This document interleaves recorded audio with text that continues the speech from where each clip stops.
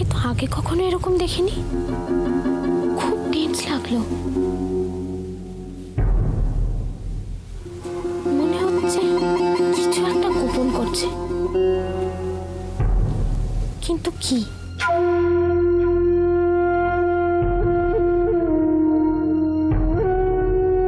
বাবা তো আমার সামনে মুখ খুলবে না। আমি তো বাবার মন থেকে অনেক দূরে সরে গেছি। তাহলে কাকে বলি? মা, মা নিশ্চয়ই কিছু একটা করবে। কবে খবরটা বেরোবে সহদেবদা? কালই ছাপা হবে।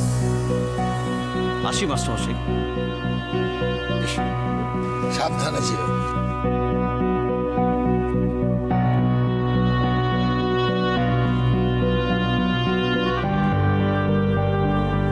লড়াই তো সবে শুরু হলো রে কানু। আমাদের সবাইকেই এ লড়াই লড়তে হয় এক এক ভাবে। শীত দ্বারা শক্ত রাখ, মন শক্ত কর, তবেই না সামনাসামনি দাঁড়াতে পারবি।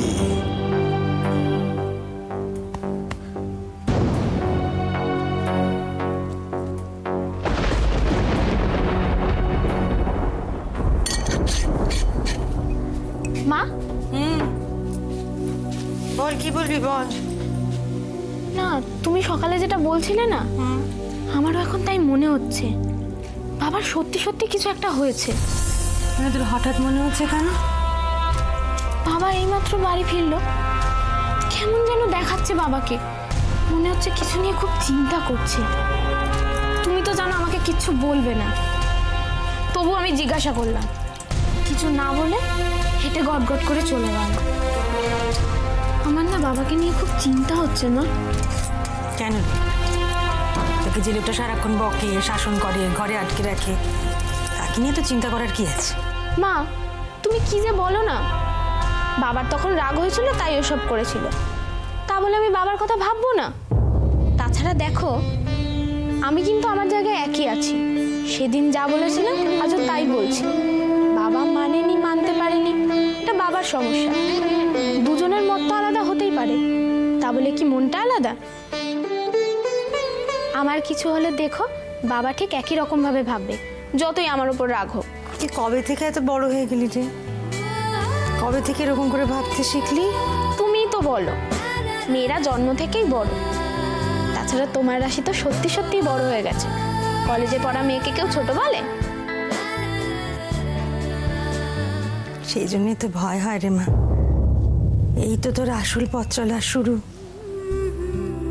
সামনে কত কত রাস্তা, কত উঁচু নিচু, এবড়ো খেবড়ো, কাদা গর্ত, সব পেরিয়ে পথ চলতে পারবি তো মা? পারবো মা, আমাকে পারতেই হবে। রাস্তা যত কঠিন হয় পথ চলে ততই মজা, কিন্তু হার মানলে চলবে না। মাস্টারমশাই কি বলেন জানো? জানিস রাশি, মেয়েদের লড়াইটা অনেক কঠিন। আগেও ছিল, এখনো আছে, শুধু চেহারাটা একটু বদলেছে, এই যা। কিন্তু ময়দান ছাড়লে চলবে না। মাথা উঁচু করে নিজের বাঁচার রাস্তা নিজেই করে নিবি, তবেই না নারী বিশ্ব জয় করবে। বাবা, সোহাগে যে একেবারে উথলে পড়ছিস রাশি। সারা বাড়ি ঘুরে বেড়াবার পারমিশন পেয়ে গেছিস, কি বল? না, আদায় করে নিয়েছি। কিছু বলবি মেজো? হ্যাঁ, কিছু বলবো বলেই এসেছিলাম বর্দি। কি রে? ওই মিনু ফোন করেছিল, কালকে আসছে, এটা বলার জন্য এসেছিলাম। ও আচ্ছা, তুই জানা রাশিটা আমার বাসায় গিয়ে বসছে। ঠিক আছে।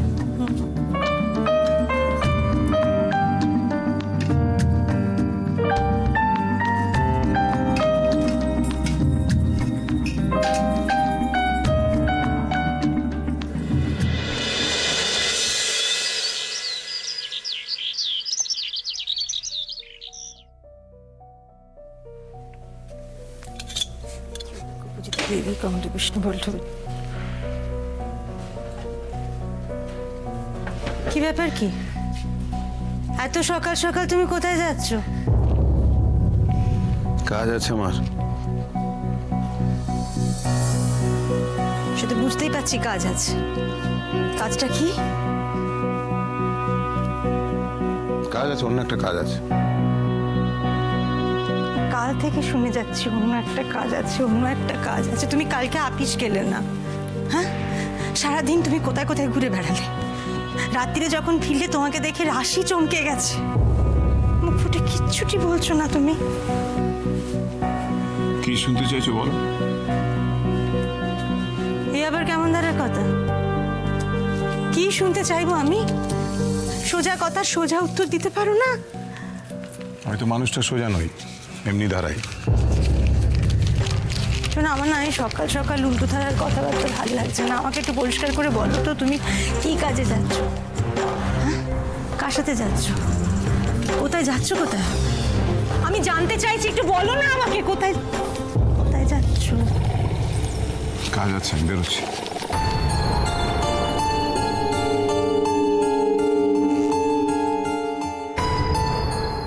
কি হয়েছে? কি হলো কি মানুষটার? আর ওই কথা এত রেগে গেল নাকি?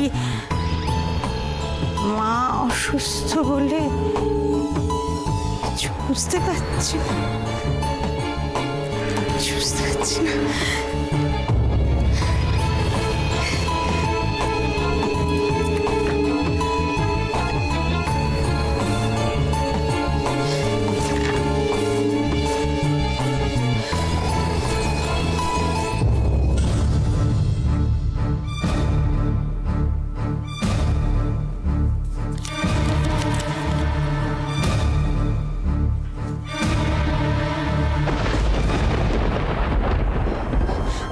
আমি ভালো নেই রাশি,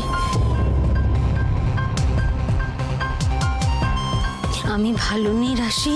তুই আজই আয় এখানে, আমাকে তুই বাঁচা রাশি, না হলে সব শেষ করে দিতে বাধ্য।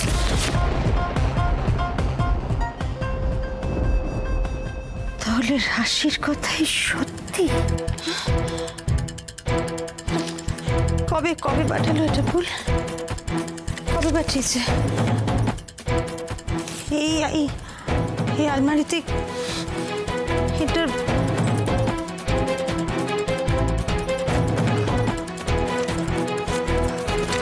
কি গো, কি হয়েছে তোমার?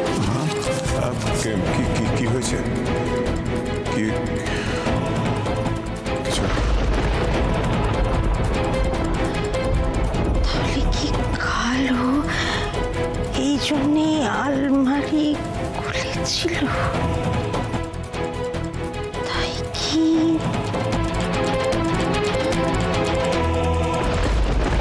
না না না, এইসব কি করে হলো আমি বুঝতে পারছি না। আমি একদম পুরো কেসটা কেচে যেতে পারে, পুরো কেসটা। রাস্কেল কোথাকার। না, কোনো কথা বলবি না, আগে আমার কথা শোন। আজকে লোকাল কাগজে বেরিয়েছে, ঠিক আছে? কালকে কলকাতার কাগজগুলোতে বেরোবে, তখন কি হবে? ছাগল কোথাকার। তোমাকে খবর জোগাড়, একটা খবর তুমি জোগাড় করতে পারো না। আরে খবর খবর সারাদিন ঘুরিস কি করতে? তাহলে লোকে কি তোমার বাড়িতে এসে বেল বাজিয়ে বলে যাবে দাদা এই যে খবর? হ্যাঁ, যত সব আজে বাজে কথা। না শোন, এখন আমাকে এইসব বলতে আসবি না, আমাকে এইসব একদম বোঝাবি না, ঠিক আছে? আমার যা বলছি আমি সেটা মন দিস। এখন কিভাবে সামলাবে, কোথা থেকে সামলাবে, সেই সব ভাব। হ্যাঁ, আমার একটা জিনিস কিছুতেই মাথায় ঢুকছে না, যে এত তাড়াতাড়ি কলকাঠিটা নাড়লো কে? কে হতে পারে? হোক স্থানীয় কাগজ, হোক স্থানীয় কাগজ। কোম্পানির নেটওয়ার্ক সম্বন্ধে তোমার কোনো আইডিয়া আছে? সাগর, ওরা ঠিক খুঁজে বার করবে। আরেকটা কথা বলি, আমি এত কিছুর পর যদি কোনো কারণে কাজটা আমার হাতছাড়া হয়ে যায়, তাহলে কিন্তু আমি এখানে দাঁড়িয়ে দাঁড়িয়ে কি হচ্ছে? তোমার জন্য চা এনেছি। হ্যাঁ, সে তো দেখতেই পাচ্ছি, ওটা তো ওখানে রাখলেই হয়। না মানে আসুন। এই দাঁড়া দাঁড়া, না মানে কি? এই দাঁড়াও দাঁড়াও, না মানে কি? চোরের মতন লুকিয়ে লুকিয়ে কথা শুনছিলে? এত কিছু জানো তুমি, আর এটা জানো না যে কারো ঘরে ঢুকতে গেলে পরে নক করে ঢুকতে হয়? নক না করে ঢোকাটা এক ধরনের অসভ্যতামি। সেরকম তো কোনো নিয়ম নেই ছোটকা, যে কেউ যার ঘরে ঢুকতে পারে। কই, কেউ তো বারণ করতে যায় না। কেউ বারণ করেনি, আমি করছি। আমি বারণ করছি। আমার একটা প্রাইভেসির দরকার আছে, আমার ঘরে ঢুকতে হলে তোমাকে নক করে তারপরে ঢুকতে হবে, ঠিক আছে? দাও এখন চাটা, যাও বিদেয় হও। যান। আরে হ্যাঁ, ঠাকুর যে করি হোক ফুলকে রক্ষা করো ঠাকুর, মেয়েটাকে বাঁচাতেই হবে ঠাকুর। কি করি কিছু বুঝতে পারছি না, কাকে বলবো কি বলবো? ফুলের যেন কিছু না হয় ঠাকুর, দেখো তুমি। রাশিকে বলবো, রাশিটাকেই বলবো। তো যা অস্থির, ওটা শুনলে আবার না, যাই হোক যে যাই করুক ফুলটাকে তো বাঁচাতে হবে। আমি রাশিকে বলি,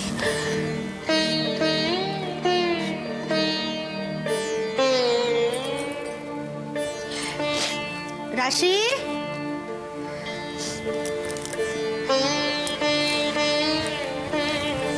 কি হয়েছে মা?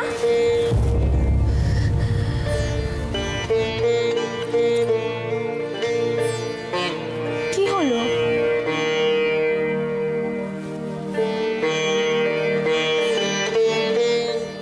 তোমার আবার কি হলো মা? বড় বৌদি,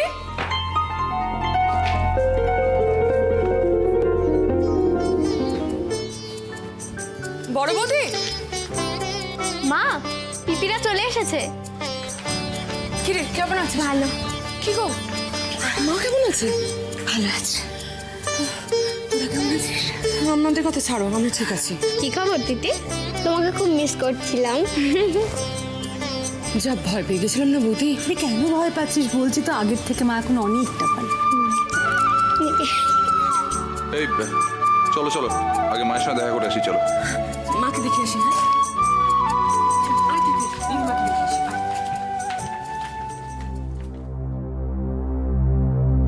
রাশিকে যে বলা হলো না কথাটা, কি যে করি এখন। আহমেদ চাচা আইলে আজ কথাটা আলোচনা করতে হইব। ফালতু গো কইরা তো কোনো লাভ নাই। আরে মদের কারখানা হোক আর গাড়ির কারখানা, আমাদের পাওনাটা বুঝাই দিলে অসুবিধা নাই। তার উপর চাকরি দেবে। সেই কথাই তো কই, জমির টাকায় ব্যাংকে ফিক্স কইরা দিমু আর মাইনের টাকায় সংসার চালাবো। অতই সোজা নাকি রে সব?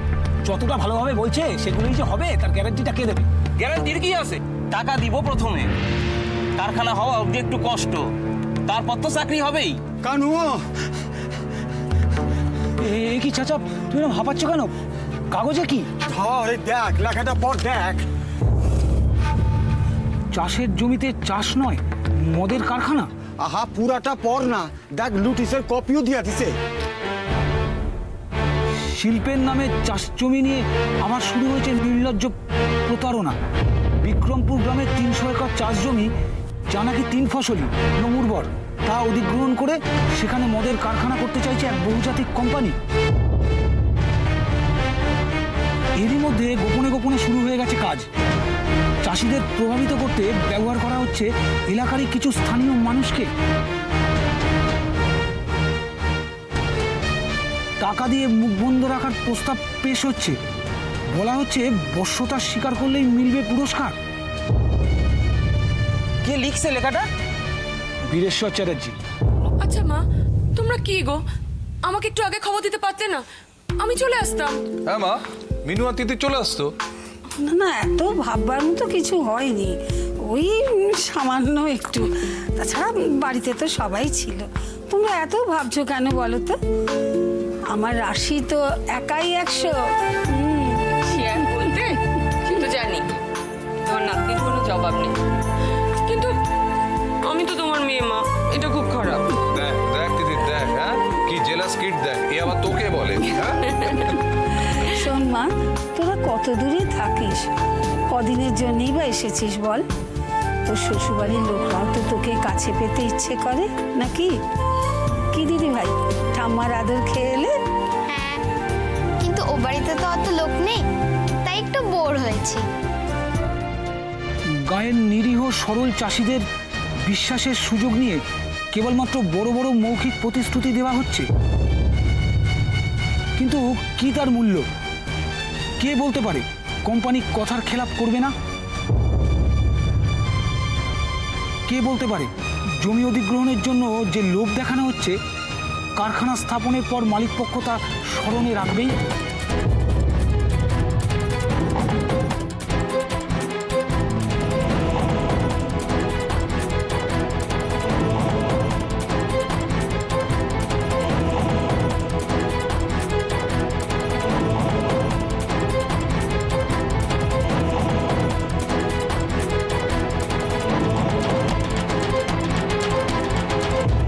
তিথির এখানে যা মজা পেয়েছে না, এটা তো অন্য কোথাও পায় না তো। মজা মজা তোমরা যদি এখানে থাকতে সেদিন প্রদীপ তো বুঝতে পারতে কি মজা। বাবা রে বাবা, মিনু তোকে কি বলবো, সারা রাত্রির আমাদের কি টেনশন গেছে বলে বোঝাতে পারবো না তোকে। তোমার সে কি মা? এই যে তুমি বললে সেরকম কিছু হয়নি, কি রে মা তো বললো সেরকম কিছু হয়নি। মা বলেছে বুঝি? হ্যাঁ। মায়ের চৈতন্য ছিল, মা তো জ্ঞান হারিয়ে বসেছিল। তোদের যাতে টেনশন না হয়, চিন্তা ফিন্তা না হয়, সেই জন্য একটা বলে দিয়েছে ব্যাস। তোকে পুরো ডিটেলে বলছি কি হয়েছে শোন। রাশি খাবে না, বৌদি ওকে খাওয়াবে, প্রচন্ড চিৎ করে। দাদা রেগে প্রদীপ, তো দাদার এরকম রাগ আমরা কোনোদিন দেখিনি। কোনোদিন দেখিসনি মিনু, কি অবস্থা, কেউ ধরে রাখতে পারছে না দাদাকে। বাপরে বাপ, আমি ওপরের ঘরে প্রায় শুয়ে পড়েছি, শুয়ে বই পড়ছিলাম। বই মানে এই বইটা, এই যে প্র্যাকটিক্যাল হাত দেখা শিখুন, বইটা আমি তখন পড়ছি। একটু ঘুম পাচ্ছে আমার, হঠাৎ দেখি শিখার আওয়াজ, শিখা চিৎকার করছে। আমি তো ওপর থেকে নামবো কিনা ভাবছি, প্রায় ঘুমিয়ে পড়েছি আমি, বুঝলি তো। তখন আমি দেখলাম যে না, বইটা রেখে দিচ্ছি, বইটা রেখে নিচে নামতে যাব, তখন দেখছি প্রমোর সঙ্গে একটু কথা বললাম, কি হচ্ছে ব্যাপার। প্রমো দাঁড়িয়ে। আমার এত ডিটেলিং লাগবে না, টু দ্য পয়েন্ট বল, মার কি হয়েছে? আমি তোকে পুরো সিচুয়েশনটা বোঝানোর চেষ্টা করছি, আর তুই টু দ্য পয়েন্টে জানতে চাইছিস। টু দ্য পয়েন্টে বললে তুই বুঝতে পারবি? আমি বুঝতে পারবো, তুই বলবি। ওইভাবে বলতে পারিনি আমি, বুঝলি। আমি ওরকম কথা বলতে পারি না। মনের কথা খুলে বলতে হলে একটু বেশি কথা বলতে হয়, ব্যাস। হ্যাঁ, মনের কথা খুলে বলতে হলে একটু বেশি বলতে হয়। তুমি না কি মেজা ফাটাফাটি, হ্যাঁ মনের কথা। আচ্ছা, কি আপনি কি আজ ওই রাশির মতো হয়ে গেছেন? মানে মনের কথা শুনে চলছেন? ভালো, এটা খুব ভালো। প্র্যাকটিক্যাল হাত দেখা শিখুন। তবে যাই বলো প্রদীপ, তো রাশির কিছু কথা কিন্তু আমার ভীষণ ভালো লাগে। হ্যাঁ, যেটা বলছিলাম, তোমাদের এটা জানা উচিত, দাদা ভীষণ রাগ করছে মিনু। প্রদীপ, তুই থামবি বাবা? তুমি আমাকে থামিও না তো মা। দেখো প্রদীপ তো এসছে, প্রদীপ্তর এই সমস্ত জানা উচিত। এই যে দাদা এত রেগে যাচ্ছে, রেগে গেলে কি হতে পারে, এই সমস্ত ওর জানা উচিত। মিনু এসছে, মিনুকে এই সমস্ত বলতে দাও আমাকে। ঠিক আছে, একটু পরে বউ এলে তোর এইসব কথা সব বন্ধ হয়ে যাবে, তখন বুঝবো। তার সামনে যদি বলতে পারিস তবেই দেখবো। মা বাচ্চারা আছে কিন্তু এখানে, আমার কিন্তু একটা প্রেস্টিজ আছে, বলে দিচ্ছি তোমাকে। বড্ড বেশি কথা বলছি, তুমি বলে দিলাম আমি। এই যে দাদা তো রেগে যাচ্ছে, কেন রেগে যাচ্ছে? দাদার পুষ্টি দেখছিলাম সেদিন, দেখবে যে তো বইটা দেখো, মানে এইটা না, পুষ্টি দেখে না, হাত দেখো বইটা কোথায়। এই যে দেখো, তুমি নিজে চোখে দেখো, আমার কথা না, লেখা আছে। এই যে বুধের ভাব বিচার, এই যে শুক্রের ভাব বিচার, দেখো পরিষ্কার দেখো। এই যে বুধ অবস্থান স্বস্থানে হলেও শুক্রের অবস্থান যেহেতু চতুর্থ স্থানে, সুতরাং জাতকের চিত্তচাঞ্চল্য ও মনের অস্থিরতা থাকবে। মেজদা, আমি জানতে চাই না মার কি হয়েছিল, আমি আর নিতে পারছি না তোর এই চিত্ত চাঞ্চল্য। ও মাই গড, শোনা তো।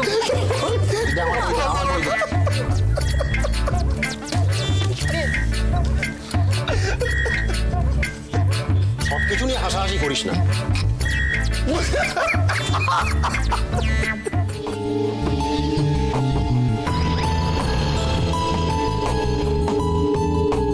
কি হলো, সময় তো হয়ে গেল, নিতে এখন আসছে না কেন? কি যে করে। আমারও হয়েছে, হঠাৎ মাথা গরম করে ফেলি। এটা কি বললো না বলে একবার ভাবা উচিত তোমার। দেরি করে ফেলছে।